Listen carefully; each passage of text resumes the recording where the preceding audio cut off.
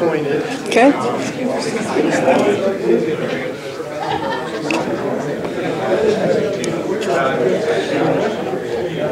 Okay, I'd like to go ahead and start in the social time of our meeting. I hope you enjoyed our social hour.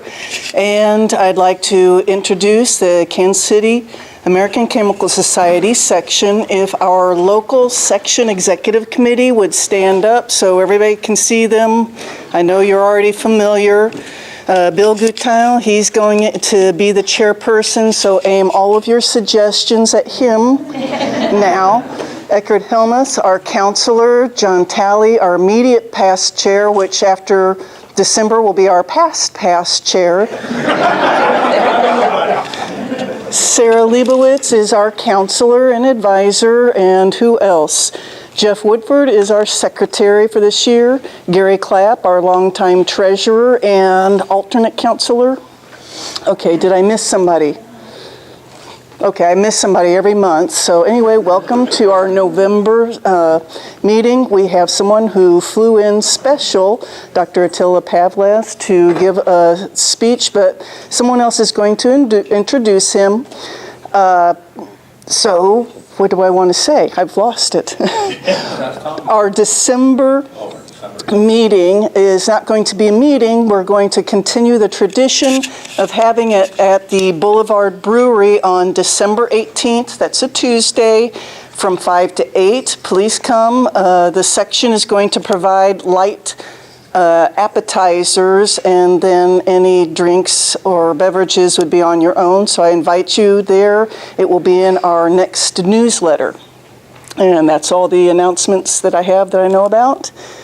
So at this time, I'd like to welcome Tom Hamling up.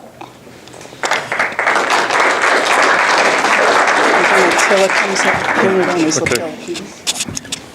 Thank you, Michelle. So I have the honor of introducing our speaker.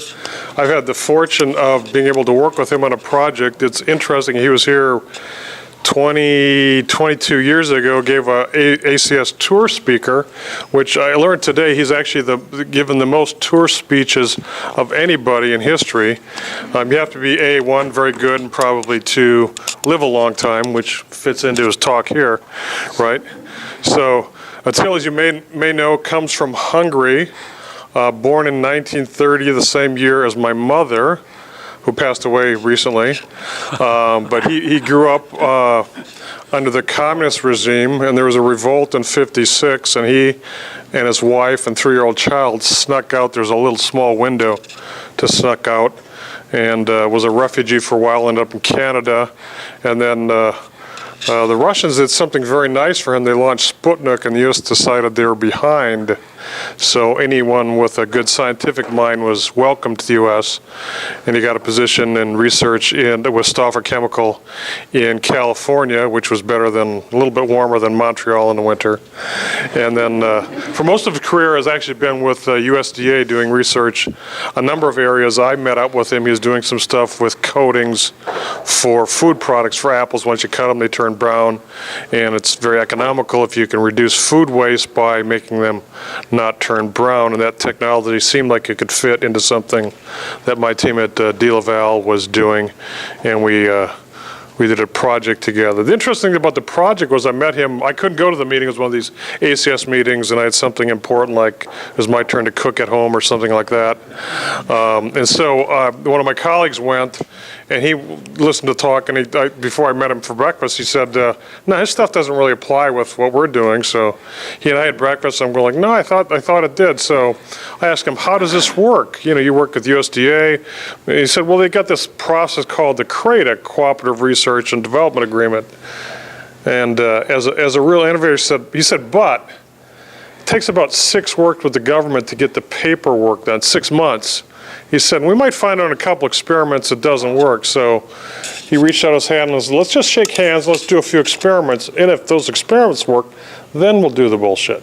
And so I think he spent a lot of time with ACS leading into this talk, within ACS, getting rid of the bullshit and actually getting down to getting things done. So with that, I turn over this floor to Dr. Atilla Pavlath, who's got a very interesting talk about extending life.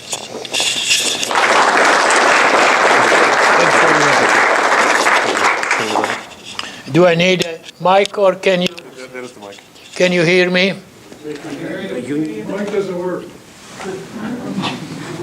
My wife always says I'm talking too loud, so.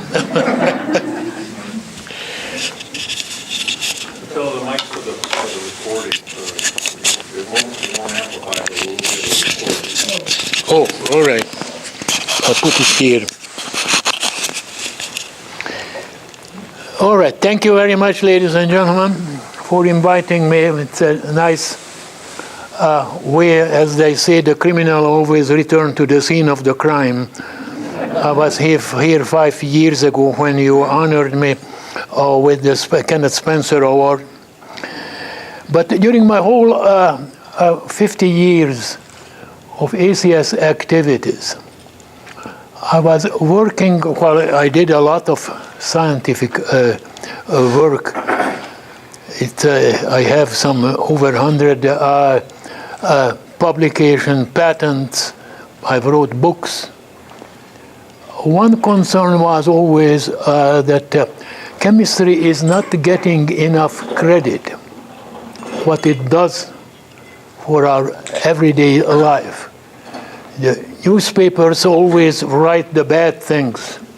Very rarely do they say something nice about chemistry. So that talk, what I'm going to give, is another example, which probably hit you even more at home, because it talks about how you might live longer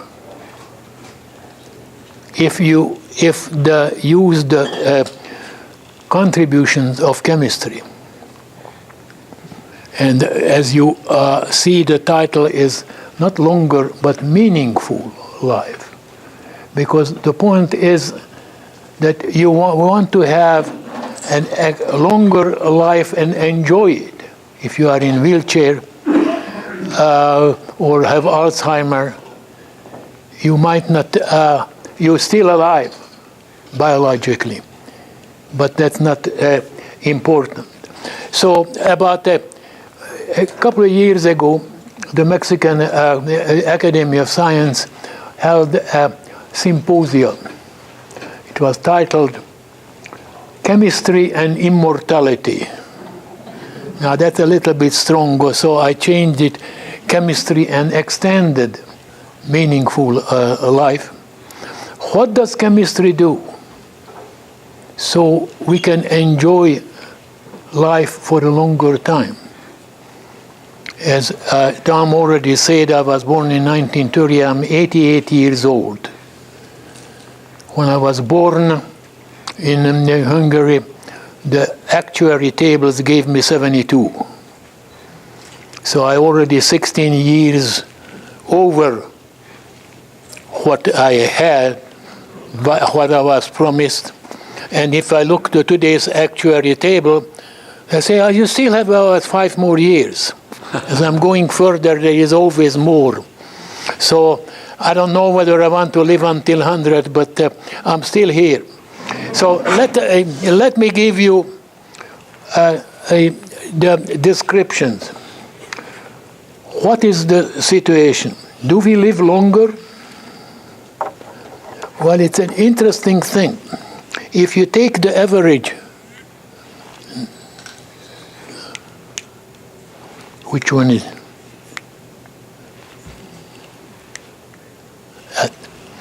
You look at the graph of what was the life expectancy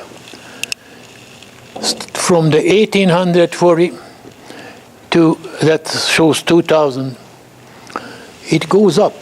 Now it's an interesting thing already that actually chemistry became a major factor in our life somewhere in 1840. Now another interesting thing, the red circle, or the pink, shows life expectancy for females and the blue for the male. And during the centuries, or the decades, women always had higher life expectancy. So much for the weaker sex. But it's going up rapidly. And I want to attribute this increase to various chemical accomplishments.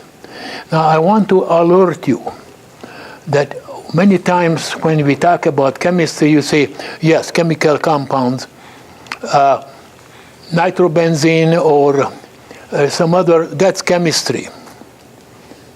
But chemistry is more than just running an experiment in your laboratory. There is everything what you use in life is the result of chemistry. You know, when I talk about this, I challenge the audience that tell me something what you use in your life, and it's not the result of chemistry. Generally, it's a big silence. Once I was talking to a group of young students at a university, and one young boy raises his hand, I never use any chemistry. Meanwhile, he's sitting in front of a laptop computer. And I say, you don't? He say, what is that? He say, oh, that's not chemistry, that's physics. And then I told him the story that in 1948, a computer took up the size of this room. It took 3 hours to print out, to run an calculation and print it out in alphanumeric way. And now you can have a laptop computer what you can take with you on the airplane, and you can print out, you can see it in color, and that's all the result of chemistry. That shut him up. But this is what you are going to see, some of the things which you say, what's chemistry in it? There is always a chemistry in it which made it possible to do that. So, let's go further. Do we really live longer? Do I aim there on? No, that's the wrong direction. It's an interesting thing. The average age of the population is increasing. Now, it shows that between 2010 and 2015, those who are 100 years or older increased by 1,000%. Naturally, it's still not that many out of the 7 billion, but it shows that on the average, we live longer. And there are people who are, the percentage is even over the 65, has increased by 188%. But this is the most telling. 100 years old, which 50 years ago was only Methuselah was mentioned. Today is not so impossible to have people who are 100 or older. And in many cases, although it's not there completely, these are people who live not in a wheelchair, but in my neighborhood, I have seen a young 100-year-old lady who was walking every morning, walking her dog along, because you can do it. And what is causing this? Is this something which is which is caused by chemistry? Or is this something which is related to some genetic factor? Come on. That's an interesting thing. Life expectancy by geographical and gender.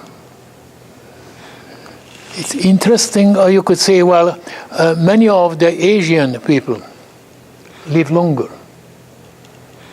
But then you look at the difference between North and South Korea, where there is no genetic difference.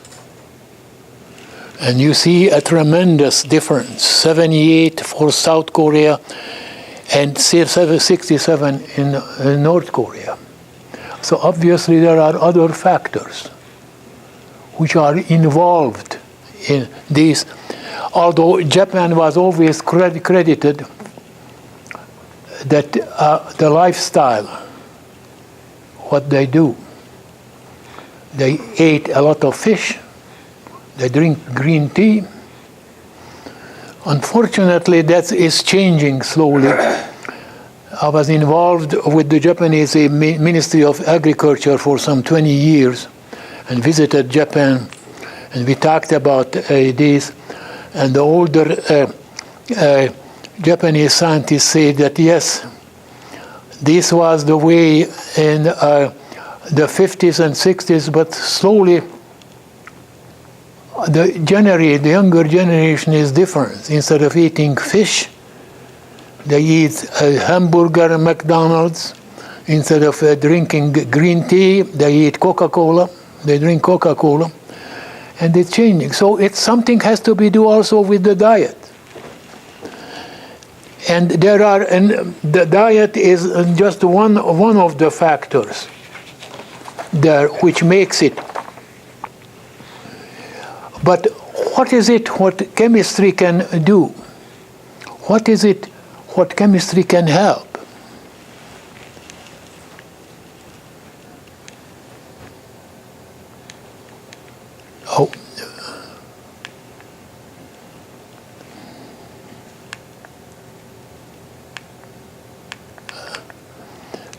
Oh, I'm giving away the store. I think the detector for the pointer is on the wall. Or aiming, I don't know whether I should aim it over there. Yeah.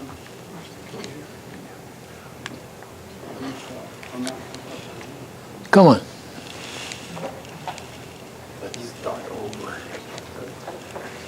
What is the? We have to start it over. Oh, over there. Yeah, we have to start it over. All the way to the top here. Now, why don't you just use the enter button? Enter. Yeah, enter. How about that? All right. Is that okay? Yeah, all right. I will do that one. Thanks for the education. What is chemistry in our life? There is a number of areas where I could talk about this. In 2011, when it was the International Year of Chemistry by the UN, we created a poster which described what chemistry has done in medicine, agriculture, communication, energy, and transportation. If you are interested, go up that webpage, www.chemistryinyourlife.org. You find some 75 examples where chemistry has provided a benefit for our everyday life. But that really was in chemistry in most of the cases. Better agriculture, keep the pests away, pesticide, insecticide, everyone knows that chemistry. But there are a number of other things which can be done. So what is it what really we chemistry can do so to slow down the aging? Well, what is aging? I always compare the human body to an automobile. You use the automobile, slowly the parts are wearing out. Now, fortunately, you can take it to your local garage, and they will replace some of the parts. Or they recommend that you use certain precautions. You don't use it in freezing weather. But anyhow, what can chemistry do to slow down the aging? One of the things is improving the environment, such as you probably read it in the Bay Area where I live. North from it, there is a big fire, and all the smokes are coming down. And they recommend that you don't go do any outdoor activities because it's dangerous. The environment can be dangerous to your lung. Curing diseases naturally. We have a number of medications which are providing some repair, flu, inflammation, everything. Diets and vitamins you use in your daily meat, it's the same as when you have a car and you take some gasoline, and some of them advertise it. There is an addition there in the gasoline which makes the car running better and it doesn't wear out so much. Same with the human body. Now, there are some interesting experiments, biological, biophysical, which investigate on animals how to extend the lifespan of some of these entities. Now, the interesting thing, with certain, or they generally run the experiment with some low level organism, worms or some other thing. And they found in a number of cases the worm, which generally live maybe 10, 12 days, by some chemical method, they were able to extend the lifespan of that worm to 27 days. So you say, great, just apply it to the human being and they're twice as long or 3 times as long. The interesting thing that while this works on the lower level organism, the higher you go on that list, the less effect does it have. But it does have, so there are ways. The rapamycin, for example, it's showing some improvement, but certainly not twice as much or 3 times as much. And there's still a lot of things to be done. Now, the final thing is naturally the genes. In science fiction, so you can read about it, that they modify the human gene, in a person's gene. The other thing is that you eliminate certain genetic factors in a person, so when that person has some offspring, that will not have that. Yet it will not be susceptible. This is why many times you can read about it that they don't recommend that 2 persons get married and propagate their genes, because they carry some type of a gene which is detrimental. So if we can eliminate some of those genes, then we can have longer life. But that's still far away. This is like it would be, we would want to create a superhuman being, that we only allow people to get married and have children who has the high the genetic factor. But one of the things, naturally, is that if you have a bad heart, you try to replace it. Now, how do you do it? You get on the list of transfer, and if someone dies who donated his or her organs, if you are high on the list, you will get it replaced. Now, there are certain things which doesn't need a person to be died, for example, kidney. People have 2 kidneys frequently. It happens in a family that perhaps a son has a defective kidney, and if one of the parents have the same background, genetic background, they can donate one of their kidney. Everyone is happy, and naturally the parents are very happy to help the children. It's not so easy. You cannot advertise it in the paper that I need a kidney, who is willing to give sell his or her kidney.